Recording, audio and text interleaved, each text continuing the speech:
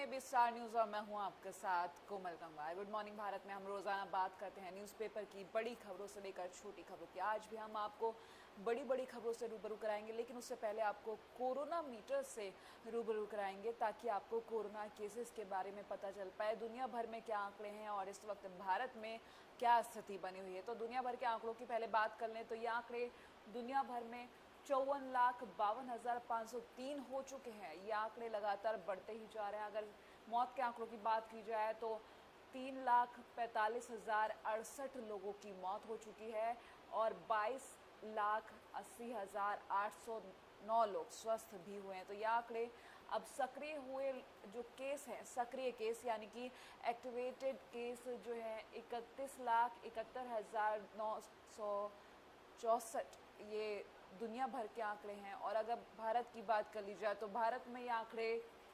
1,34,627 है। Corona case की बात की जाए, कुल कोरोना केस 1,34,627 कोरोना संक्रमित हैं भारत में, जिनमें सक्रिय केस की अगर बात की जाए तो 79,252 लोग सक्रिय हैं कोरोना केसेस, ये सक्रिय केसेस हैं। और बात करेंगे मौत के आंकड़ों की तो 3,918 लोगों की मौत हो चुकी है भारत में। ये आंकड़े भारत के इस वक्त, और जो लोग स्वस्थ हुए हैं 55,375 लोग स्वस्थ भी हुए। हालांकि आंकड़े तेजी से बढ़ तो रहे हैं लेकिन लोग स्वस्थ भी हो रहे हैं, तो इस तरीके से आंकड़े बढ़ रहे हैं। अब राज्यों के अनुसार बात की जाए तो महाराष्ट्र में 50,000 के ऊपर ये आंकड़ा जा चुका है और उसके बाद तमिलनाडु, गुजरात और दिल्ली की बात कर ली जाए तो वहां पर भी आंकड़े धीरे धीरे ही सही लेकिन रफ्तार अब पकड़ चुके हैं और तेजी से ये आंकड़े बढ़ते जा रहे हैं। खबरों की अगर बात कर ली जाए तो आज से डोमेस्टिक फ्लाइट्स यानी कि घरेलू उड़ानें शुरू कर दी जाएंगी, जिनके लिए सरकार ने पहले ही फैसला लिया जा चुका है। बता दें आज से शुरू होंगी घरेलू उड़ानें। असमंजस कायम, सभी यात्रियों के लिए 14 दिन का क्वारंटाइन। एक नया नियम बनाया गया है जिसके अंतर्गत विदेशियों को 7 दिन अपने खर्च पर क्वारंटाइन सेंटर पर रहना होगा। जब अब तक जो सरकार की तरफ से लोगों को क्वारंटाइन किया जा रहा था, लेकिन अब जो क्वारंटाइन किया जाएगा वो 7 दिनों तक विदेशियों को उन्हीं के खर्चे पर, यानी कि जो वो 7 दिन सेंटर में रहेंगे उसका खर्चा वो खुद उठाएंगे। तो एक नया नियम, देश के भीतर आने जाने वालों के लिए सेल्फ मॉनिटरिंग का निर्देश दिया गया है, चूंकि अब देश की जनता अच्छे से समझ चुकी है कि कोरोना से किस तरीके से निपटा जा सकता है, क्योंकि एकमात्र अभी सहारा है सोशल डिस्टेंसिंग का, जिसकी वजह से हम अपने आप को कोरोना से दूर रख सकते हैं। साथ ही साथ क्वारंटाइन, खुद को, अगर आप कहीं पर ट्रैवल कर रहे हैं तो खुद को क्वारंटाइन ज़रूर करें, क्योंकि ये आपके लिए ही सिर्फ ज़रूरी नहीं है, आपके परिवार वालों के लिए भी ज़रूरी है। तो सभी यात्रियों के लिए 14 दिन का क्वारंटाइन। अब रेल, बस, हवाई जहाज सबसे आने वालों के लिए दिशा निर्देश जारी कर दिए गए हैं। तो अहम बातें हैं वो बता दें आपको। यात्रा की अनुमति केवल स्वस्थ और बिना लक्षण वालों को ही दी गई है, यानी कि किसी में अगर कोई भी सिम्टम्स नहीं है तभी वो आगे यात्रा कर पाएंगे, वरना वो यात्रा नहीं कर सकते, चाहे वो रेल यात्रा हो चाहे हवाई यात्रा हो। तो अगर आप में सिम्टम्स नहीं है तो आप बेझिझक यात्रा के लिए निकल सकते हैं, लेकिन अगर आप में एक भी सिम्टम पाया जाता है, लक्षण पाया जाता है, तो आपको आगे नहीं बढ़ने दिया जाएगा। विदेश से आने वाले 7-7 दिन इंस्टीट्यूशनल एवं होम क्वारंटाइन में रहेंगे। तो विदेश से आने वाले जो भी यात्री होंगे वो 7-7 दिन इंस्टीट्यूशनल सेंटर में रहेंगे, होम क्वारंटाइन में रहेंगे। गर्भवती स्त्री, छोटे बच्चों के साथ आए माता पिता को 14 दिन घर पर ही रहना होगा। तो ये दिशा निर्देश जारी किए गए। अन्य आपात स्थिति में भी इंस्टीट्यूशनल क्वारंटाइन से छूट का प्रावधान रहेगा। देश के भीतर यात्रा करने वाले 14 दिन अपनी सेहत और लक्षणों पर खुद रखेंगे नज़र। तो सेल्फ मॉनिटरिंग का एक निर्देश दिया गया है। आरोग्य सेतु ऐप डाउनलोड करना सभी यात्रियों के लिए अनिवार्य किया गया है। जैसे कि जब से लॉकडाउन शुरू हुआ है, आरोग्य सेतु ऐप के लिए कंपलसरी कर दिया गया है कि आपको अपने फ़ोन में आरोग्य सेतु ऐप डाउनलोड करके रखना ही है। तो अब जो भी यात्री होंगे उनके फ़ोन में ये ऐप होना ज़रूरी है। तो काफ़ी दिनों बाद एक बार फिर से चहल पहल देखने को मिलेगी एयरपोर्ट पर, जहां डोमेस्टिक फ़्लाइट्स अब शुरू कर दी जाएंगी। कुछ दिनों बाद इंटरनेशनल फ़्लाइट्स के बारे में सोचा जा रहा है, उसके बारे में भी अब फैसला आ सकता है, क्योंकि इंटरनेशनल फ़्लाइट्स के बारे में सरकार ने कहा है कि अगस्त से पहले पहले ये फ़्लाइट्स शुरू कर दी जाएंगी। देखने वाली बात होगी कि कब तक ये फ़्लाइट्स शुरू होती हैं। बात करेंगे अब अगली खबर की। पूर्वी लद्दाख में LAC पर 3 जगह चीनी और भारतीय सेना आमने सामने। तो पिछले कई दिनों से हम सीमा पर जो हलचल देख रहे हैं, कई दिनों से हम सुन रहे हैं चीन और हमारी भारतीय सेना आमने सामने। तो चीनी सैनिकों की बढ़ती संख्या देख भारतीय सेना कभी भी भेज सकती है अतिरिक्त बल। आर्मी कमांडर स्थिति पर रखे हुए हैं पैनी नज़र। जवानों के हौसले बुलंद। लद्दाख में अब भारतीय सेना सशक्त हुई। पहले भी कई बार आक्रामक तेवर दिखाया गया, तो इस तरीके से चीन की तरफ से जो सामने आ रहे हैं सैनिक, तो कई दिनों से इस तरीके की खबरें सामने आ रही हैं कि भारतीय सैनिक और चीनी सैनिक आमने सामने आ रहे हैं। और अगली खबर की अगर बात करें तो सुधारों का मतलब श्रम कानूनों की समाप्ति नहीं, नीति आयोग। तो सुधार का मतलब श्रम कानूनों का अंत नहीं, ये नीति आयोग का कहना है। जिस तरीके से श्रम कानून में बदलाव के लिए एक प्रस्ताव रखा गया था, हालांकि अभी हर जगह लागू नहीं किया गया, लेकिन फिर भी नीति आयोग की तरफ से कहा गया कि सुधारों का मतलब श्रम कानून में कोई भी बदलाव करना नहीं थम रहा श्रमिकों कामगारों की बेबसी का सफर। किस तरह से श्रमिक पलायन अभी भी कर रहे हैं, वो तस्वीर हम देख सकते हैं। किस तरह से श्रमिक अभी भी परेशानियों का सामना कर रहे हैं, जहां वो रहते हैं वहां से वो अपने राज्य जाने के लिए कितनी परेशानियों से जूझ रहे हैं, ये शायद अब सभी जान चुके हैं। हमारी अनुमति के बाद ही श्रमिकों को बुला सकेंगे दूसरे राज्य, योगी।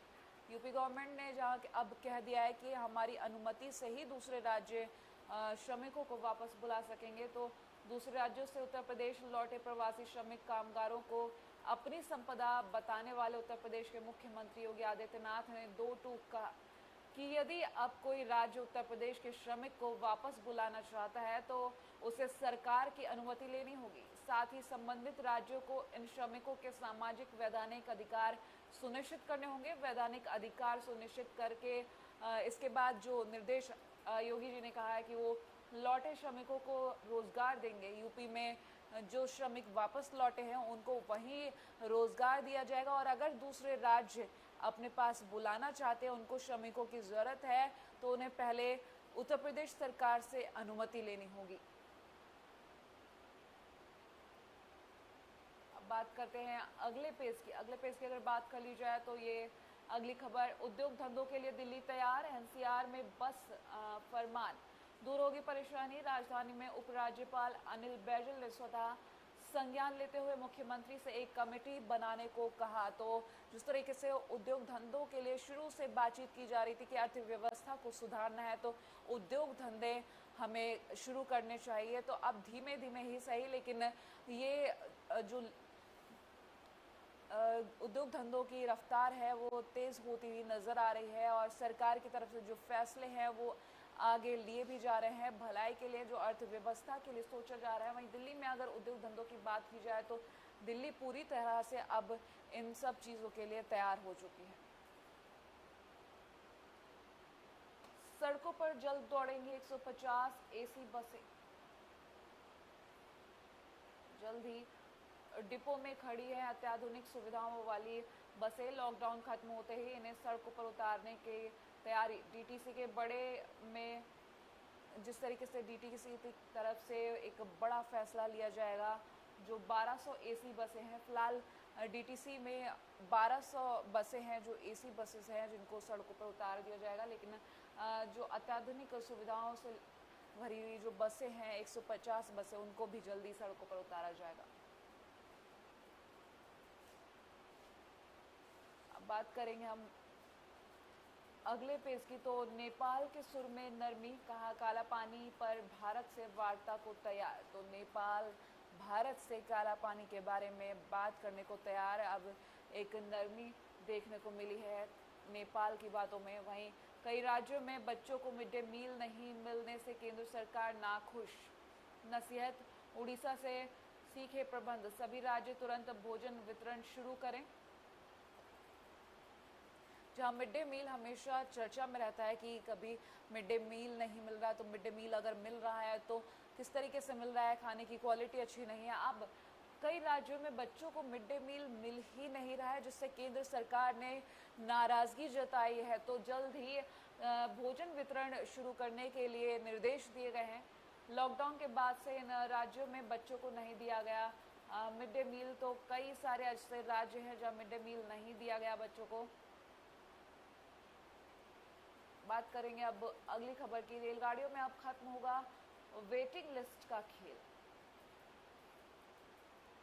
नियमित संचालन शुरू होने पर भी लागू रहेगा यही संशोधित नियम। आरक्षण कोटे के नाम पर रेलवे के दलाल कूटते रहे हैं चांदी। कोरोना के चलते लागू देशव्यापी लॉकडाउन के लगभग 2 महीने के बाद ट्रेनों का सीमित संचालन शुरू हो गया है। स्वास्थ्य सुरक्षा के तौर पर कई ट्रेनों में यात्रियों के लिए कई अहम प्रावधान किए गए हैं। तो इस तरीके से कई अहम प्रावधान किए गए हैं और साथ ही साथ वेटिंग लिस्ट अब खत्म हो जाएगी।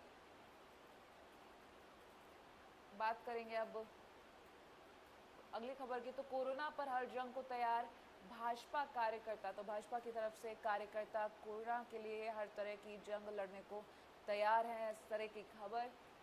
योजना है पार्टी प्रवक्ताओं के जरिए 4 मंत्रियों के साक्षात्कार में कार्यकर्ताओं तक पहुंचाई गई जानकारी। किस तरीके से कोरोना से हमें लड़ना है, वो भाजपा कार्यकर्ताओं ने जो प्लानिंग की है उसके अंतर्गत काम शुरू कर चुके हैं।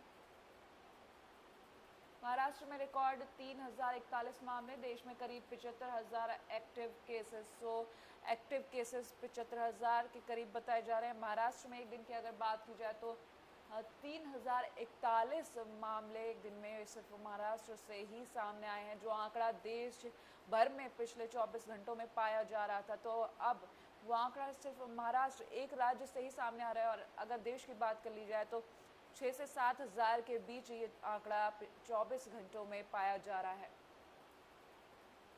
गुजरात सरकार की सीमित कोविड टेस्टिंग पर सवाल निशान खड़ा। अगली बात करें तो NH जिस तरीके से N95 मास्क पहनकर व्यायाम या दौड़ना हो सकता है, वो घातक है। N95 मास्क को पहनकर अगर दौड़ना या एक्सरसाइज करना, किसी भी तरीके की एक्सरसाइज आप कर रहे हैं तो मास्क लगाकर कर रहे हैं, तो वो आपके लिए घातक हो सकता है। किस तरीके से घातक हो सकता है आपको बताएंगे। वैश्विक महामारी कोरोना के कारण मास्क जीवन का हिस्सा बन चुका है। संक्रमण की जो स्थिति है उससे डॉक्टरों का भी मानना है कि लोगों को लंबे समय तक मास्क पहनना अपनी आदत में शामिल करना होगा। इसीलिए लोगों को इसके फायदे और नुकसान के बारे में जानना बेहद ज़रूरी है। नियमित व्यायाम की जिनकी आदत नहीं है, उन्हें अचानक बगैर मास्क के भी अधिक न दौड़ना चाहिए और ना ही व्यायाम करके शरीर की क्षमता से ज़्यादा उन पर बोझ डालना चाहिए। संक्रमण से बचाव के लिए मास्क और ग्लव्स का इस्तेमाल ज़रूरी है, खासतौर पर मास्क पहनकर ही घर से बाहर निकले। तो इस तरीके के नियम बनाए गए हैं जिससे आप खुद को सुरक्षित रख सकते हैं। उत्तर प्रदेश में प्रवासी कामगारों के लिए बनेगा माइग्रेशन आयोग। सीएम योगी ने कहा रोजगार और सामाजिक सुरक्षा सुनिश्चित करेगा आयोग। तो उत्तर प्रदेश में जो प्रवासी मजदूर वापसी कर चुके हैं उनके लिए अब रोजगार की शुरुआत उत्तर प्रदेश में ही की जाएगी और अन्य राज्यों से जो अभी भी मजदूर लौट रहे हैं उनके लिए भी सरकार सोच रही है। श्रमिक स्पेशल ट्रेनों पर उद्धव और पीयूष गोयल में टकरार। क्या है पूरी खबर बताएंगे आपको। उद्धव ने प्रवासियों के लिए पर्याप्त श्रमिक ट्रेनें नहीं होने के कारण केंद्र पर लगाया आरोप। रेल मंत्री गोयल का जवाब, यात्रियों की लिस्ट दे, रेलवे ट्रेनों के संचालन के लिए हम तैयार। तो इस तरीके की ये जो तकरार है वो देखने को मिली रेल मंत्री और महाराष्ट्र के सीएम उद्धव ठाकरे के बीच। जो श्रमिकों को लेकर तकरार हुई वहाँ पर अब रेल मंत्री ने साफ कह दिया है कि आप एक लिस्ट दीजिए ताकि हम उन ट्रेनों का संचालन कर सकें, क्योंकि हमें जो लिस्ट मिल रही है हम उसी के अकॉर्डिंग ट्रेन संचालित कर रहे हैं। तो इस तरीके से आगे भी किस श्रमिकों को घर भेजा जाएगा और अभी भी ये क्रिया जो है शुरू है, जारी है। लोगों को अपने घर भेजा जा रहा है और 1 तारीख से 1 जून से नॉर्मल ट्रेन भी शुरू कर दी जाएंगी। लेकिन देखने वाली बात है कि हम कोरोना और नॉर्मल जिंदगी को साथ में लेकर किस तरीके से आगे बढ़ते हैं। इसी के साथ गुड मॉर्निंग भारत में आज के लिए इतना ही। देश और दुनिया की तमाम बड़ी खबरों के लिए देखते रहिए एबी स्टार न्यूज़।